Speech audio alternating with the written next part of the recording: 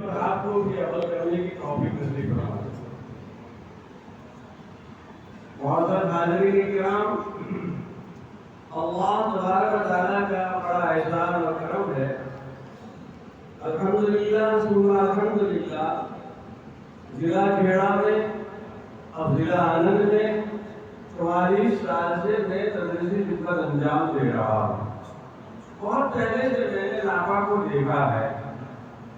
ناپا ایک بنجر علاقہ تھا، لیکن ہمارے مولانا اسماعیل صاحب کو اللہ جزائے خیر عطا فرمائے، بڑی فکروں کے ساتھ، لگو دو کے ساتھ، بڑھاپے کے باوجود اور ذوق کے باوجود جو ہے ملکوں کا سفر کر کے اس مدرسہ مفتاح الاسلام کی بنیاد ڈالی۔ تقریباً 50 سال ہو چکے ہیں، اور اسی ادارے کے ذریعے گویا کہ ناپا میں جنگل میں منگل کر دیا۔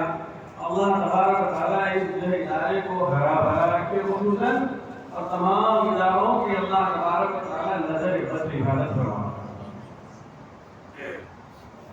معزز حاضرین کرام، اس آیت کریمہ کے میں نے سہارا لیا ہے، اس میں اللہ تبارک و تعالیٰ فرماتا ہے ہم ہی نے قرآن پاک کو نازل کیا ہے اور ہم ہی حفاظت کریں گے۔ آپ حضرات کو معلوم ہوگا کہ ہم اپنے گھر کی تجوری کی چابی گھر سے نکلتے وقت اپنے چھوٹے نابالغ بچوں کو نہیں دیا کرتے، ہمیں ان پر اعتماد نہیں ہوتا۔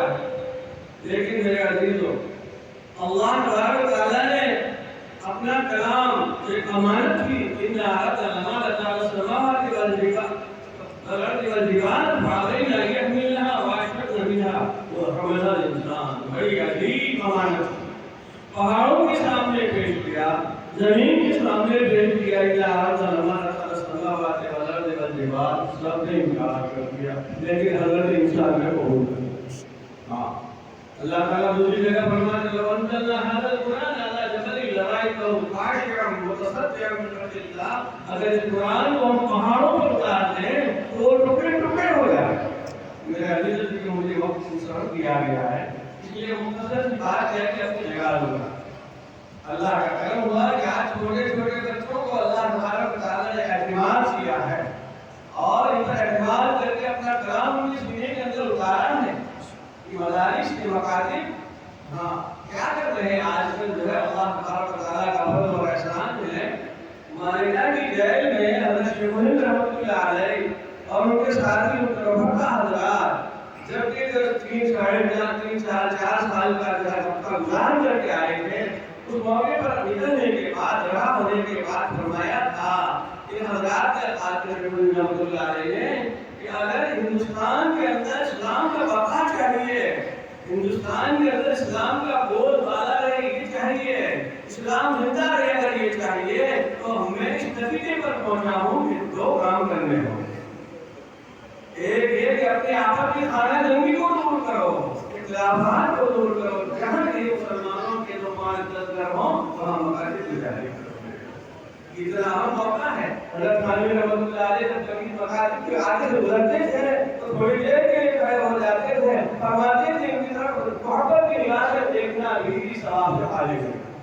میرے عزیزو، الحمدللہ ثم الحمدللہ، اللہ تبارک و تعالیٰ مولانا اسماعیل صاحب کی قربانیوں کو قبول فرمائے، اپنے شاعر شان بردار نصیب فرمائے اور مولانا سہیل صاحب کو ان کا سچا جانشین بنائے۔ ہم سمجھتے ہیں کہ ہمارے پاس پڑھتے ہوئے مولانا سمجھ رہے کہ اللہ تعالیٰ ان سے کام لے گا۔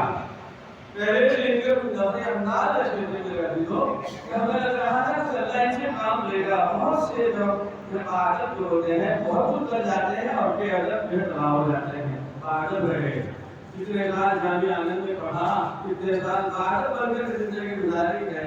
الحمدللہ آج کا ہم نتیجہ دیکھ رہے ہیں کہ وہ فوج جو ہمارے اسماعیل صاحب نے ناپا کے اندر میں لگائی تھی نا، آج فوج کو برابر کی شکل ہم دیکھ رہے ہیں۔ اللہ تبارک و تعالیٰ اس کو برابر رکھے۔ اللہ سے دعا کرتے ہیں اللہ تبارک و تعالیٰ اس کو برابر رکھے۔ محترم دوستو، یہ خاص طور پر ان بچوں کے اولیاء کو جو آئے ہیں اور ہمارا نظام جو ہمارے آئے ہیں حکومت مسلمین، ان حضرات کو سنانا چاہتا ہوں کہ دیکھیے دنیا کی ڈگریاں جو ہے آنکھ بند ہوئے گا، جیسے آنکھ بند ہوگی ساری ڈگریاں ختم ہو جائیں، لیکن ایک ایسی ڈگری ہے میرے عزیزوں، دین کی تعلیم، اس سے کلام پاک میرے عزیزوں ایسی ڈگری ہے کہ موت کے بعد بھی کام آنے والی ہے۔ حضرت مولانا نعمانی صاحب رحمۃ اللہ علیہ، ان کی حافظی کے اندر میں نے پڑھا کہ حضرت فرما رہے ہیں کہ میرے والد صاحب عامی آدمی تھے، لیکن اس وقت میں کسی کلکٹر سے تعلق تھا انگریز سے، لہٰذا اس نے یہ کہا کہ تم نے تمہارے بیٹے کو کسی کام میں نہیں لگایا، اپنے بچوں کو جو ہے دین کی تعلیم میں لگا دیا۔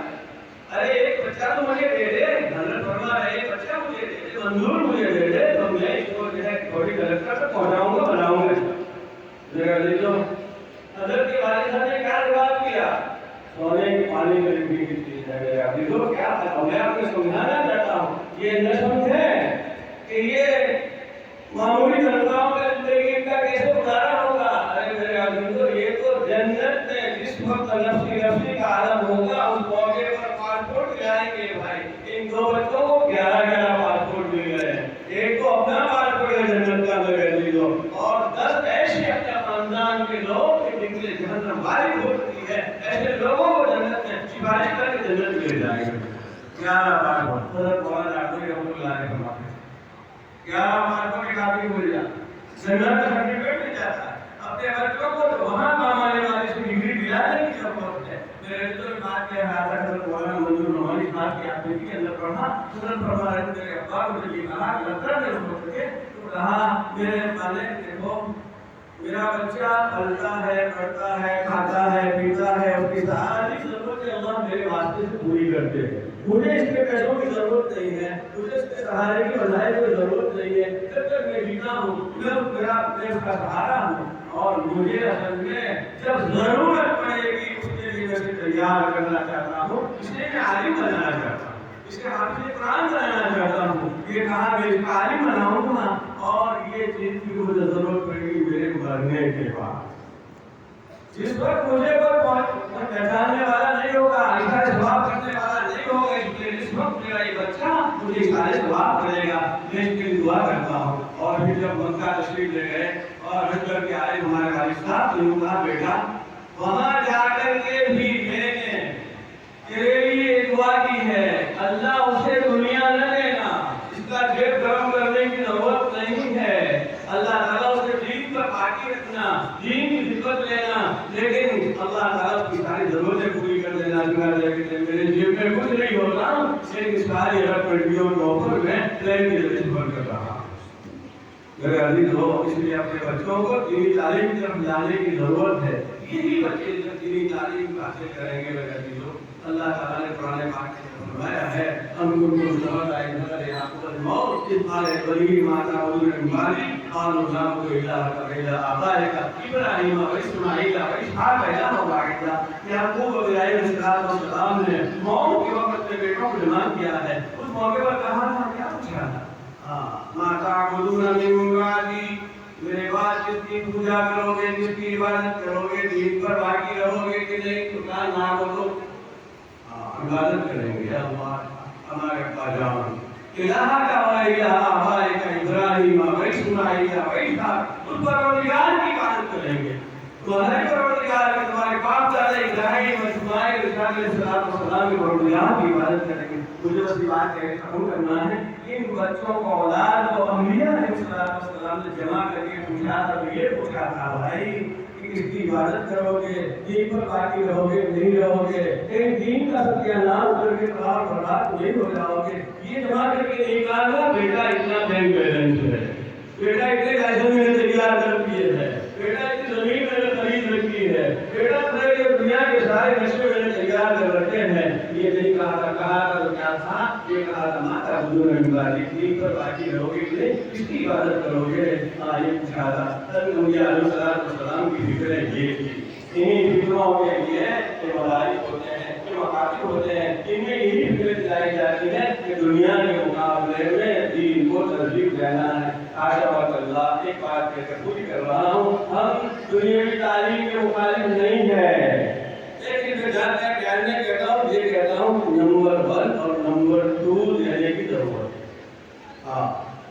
چھوٹا بچہ مکتب میں جاتا ہے نا صبح، تو اپنے آگے جو ہے وہ تھیلی لے کر کے جاتا ہے، قرآن تعلیم اسلام کو آگے سے میز لگا کے جاتا ہے، اور جب جاتا ہے اسکول کی طرف تو کمر لے مارے گا کوئی بات، اتنا بوجھ لے کے جاتا ہے کہ وہ پڑھتا نہیں ہے، شکشا کرنی پڑتی ہے۔ یہ بچہ صبح سویرے ہمیں تعلیم دے رہا ہے کہ آگے رکھو دین اور پیچھے رکھو دنیا، دنیا کے مخالف نہیں ہے، میرا جو دینداری کی شان میں دنیا دیتا ہے، بہت اچھی چیز ہے۔ اللہ تبارک و تعالیٰ جو ہے دعا کرتے ہیں اللہ تعالیٰ آپ کو بھی وہ جذبہ نصیب فرمائے جیسے ان بچوں کے اولیاء کو جذبہ نصیب فرمایا۔ ان اداروں کے اندر اپنے بچوں کو داخل کرو۔ میرا ایکسپیرینس آگے اللہ مرحوم کے کہا کرتے تھے کہ میں 12ویں پاس کر چکا ہوں اور میرے ابا نے جو ہے مجھے بھی مدرسے میں ڈال دیا۔ جب مدرسے میں ڈال دیا تو ان کے دوست نے کہا کہ تو نے کہاں ڈال دیا ہے؟ مولوی بنے گا، حافظ بنے گا، کیا ہوگا، دنیا کا کیا ہوگا؟ تو کہا کہ کتنا ہوگا نا، جب یہ دنیا کی تعلیم حاصل کرے گا تو باپ کو جب کے کہے گا ڈوبو آئے اٹھا ہے، اور جو ہے دین کی تعلیم حاصل کرے گا تو والد محترم آئے پہلا صحیح حاصل کرائیں گے۔ ان اداروں کے انڈسٹری کی محنت ہوتی ہے۔ اللہ تبارک و تعالیٰ ہمیں کہنے سے پہلے ذکر عمل کی توفیق نصیب فرمائے، اس سلسلے کو اللہ قبول فرمائے، اس کے پیچھے جتنی محنت لگی اللہ تبارک و تعالیٰ اس کو قبول فرمائے، اور حضرت مولانا اسماعیل صاحب کو ہم مبارکبادی پیش کرتے ہیں کہ اللہ تبارک و تعالیٰ نے آپ کے ذریعے جو اس ادارے کو جاری کیا ہے، ہم دعا کرتے ہیں اللہ اسے ہرا بھرا رکھے، مولانا اسماعیل صاحب کو ان کا سچا جانشین بنائے، اور امت کے لیے اللہ تبارک و تعالیٰ دنیا کے اندر تعلیم اور تربیت کے پھیلنے کا ذریعہ بنائے۔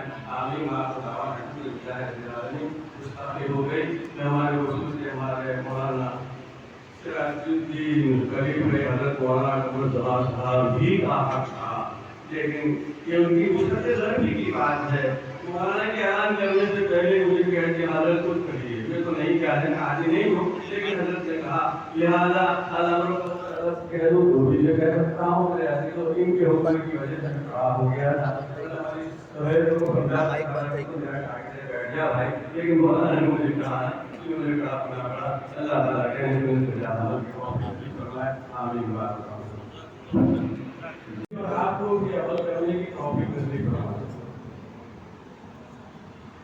معزز حاضرین کرام، اللہ تبارک و تعالیٰ کا بڑا احسان اور کرم ہے، الحمدللہ ثم الحمدللہ، ضلع کھیڑا میں اب ضلع آنند میں 44 سال سے میں تدریسی خدمت انجام دے رہا ہوں۔ بہت پہلے سے میں نے ناپا کو دیکھا ہے۔ ناپا ایک بنجر علاقہ تھا، لیکن ہمارے مولانا اسماعیل صاحب کو اللہ جزائے خیر عطا فرمائے، بڑی فکروں کے ساتھ، لگو دو کے ساتھ، بڑھاپے کے باوجود اور غوف کے باوجود جو ہے ملکوں کا سفر کر کے اس مدرسہ مفتاح الاسلام کی بنیاد ڈالی تقریباً 50 سال ہو چکے ہیں، اور اسی ادارے کے ذریعے گویا کہ ناپا میں جنگل میں منگل کر دیا۔ اللہ تبارک و تعالیٰ اس ادارے کو ہرا بھرا رکھے، خصوصاً اور تمام اداروں کی اللہ تبارک و تعالیٰ نظر عزت حفاظت فرمائے۔ معزز حاضرین کرام، اس آیت کریمہ کے میں نے سہارا لیا ہے، اس میں اللہ تبارک و تعالیٰ فرماتا ہے ہم ہی نے قرآن پاک کو نازل کیا ہے اور ہم ہی حفاظت کریں گے۔ آپ حضرات کو معلوم ہوگا کہ ہم اپنے گھر کی تجوری کی چابی گھر سے نکلتے وقت اپنے چھوٹے نابالغ بچوں کو نہیں دیا کرتے، ہمیں ان کا اعتماد نہیں ہوتا، لیکن میرے عزیزوں، اللہ تبارک و تعالیٰ نے اپنا کلام ایک امانت کی، ان عرض الامانۃ علی السماوات والارض والجبال فابین ان یحملنها واشفقن منها وحملها الانسان، بڑی عظیم امانت پہاڑوں کے سامنے پیش کیا، زمین کے سامنے پیش کیا، ان عرض الامانۃ علی السماوات والارض والجبال، سب نے انکار کر دیا، لیکن حضرت انسان نے قبول کر لیا۔ اللہ تعالیٰ دوسری جگہ فرماتے ہیں وَأَنزَلْنَا هَذَا الْقُرْآنَ عَلَىٰ